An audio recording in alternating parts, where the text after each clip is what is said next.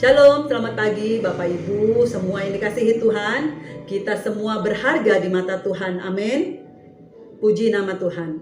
Kalau pagi hari ini saya mau mengajak kita semua untuk merenungkan kebenaran firman Tuhan yang terambil dari Mazmur 23 ayatnya yang keempat. Saya bacakan bagi kita semua. Sekalipun aku berjalan dalam lembah kekelaman, aku tidak takut bahaya, sebab Engkau besertaku. Gadamu dan tongkatmu itulah yang menghibur aku. Gada dan tongkat identik berbicara tentang seorang gembala. Seorang gembala akan memakai gadanya ketika melihat ada binatang-binatang buas yang ingin menyerang kawanan kambing domba yang digiringnya. Dia akan mengambilnya, mengayunnya, dan melemparkannya kepada binatang buas tersebut. Tongkat sendiri digunakan oleh seorang gembala untuk menertibkan kawanan kambing domba agar mereka tidak kocar-kacir, agar mereka tidak terpisah-pisah satu dengan yang lain, tapi tetap ada di dalam kawanannya dan bersatu. Tapi seringkali ditemuin bahwa domba banyak sekali yang nakal, keluar dari treknya.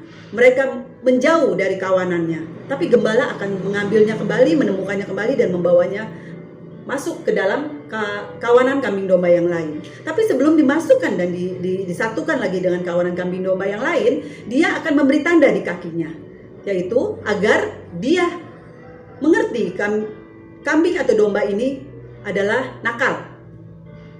Dan ketika terjadi lagi dengan kambing domba yang sama juga, maka si gembala tidak akan segan-segan untuk melukai kaki kambing atau domba tersebut. Gunanya untuk kambing domba ini tidak akan pergi jauh dari kawanannya. Karena dalam keadaan terluka, dia akan tetap ada dan stay di dalam kawanan kambing domba yang lain. Bapak Ibu sekalian, Allah kita adalah Allah yang lebih daripada seorang gembala. Allah kita adalah Allah yang sanggup melindungi kita. Kalau seorang gembala saja melakukan sedemikian terhadap kawanan kambing domba yang digiringnya, bagaimana dengan Allah kita? Kita semua berharga di mata Tuhan. Kita semua spesial bagi Dia.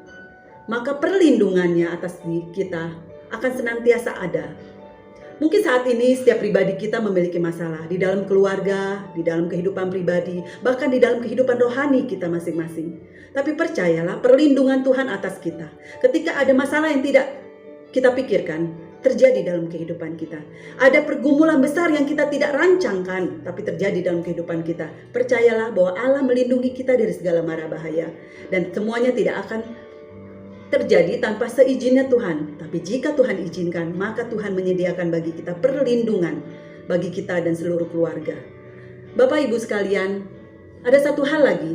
Ketika saat ini, ketika kita beribadah di rumah, kita tidak bisa berkumpul di gereja, tidak bisa bertatap muka, tidak bisa pujian penyembahan dan mendengarkan firman bersama-sama, tapi Tuhan baik. Tuhan masih memberikan kita fasilitas untuk kita bisa tetap beribadah walaupun online. Dan satu hal yang kita perlu tahu, bukan hanya ibadah yang kita bisa lakukan, tapi jauh daripada itu. Waktu-waktu ini bisa kita pakai untuk memperdalam bagaimana kebenaran firman Tuhan. Kita gali kebenaran firman Tuhan dalam kehidupan kita. Kita cari, kita lihat, kita minta Tuhan mampukan kita untuk melalui masa-masa ini dengan kekuatan yang dari Dia. Kekuatan kita apa? Hanya kebenaran firman Tuhan yang dapat membuat kita semakin kuat, semakin tough dalam menghadapi masalah yang terjadi dalam kehidupan kita. Percayalah, Allah melindungi kita, menjaga kita, menggiring kita agar kita tidak jauh daripada Dia. Selamat pagi Bapak Ibu sekalian. Tetap semangat, tetap berjuang, dan tetap sehat. Tuhan Yesus memberkati.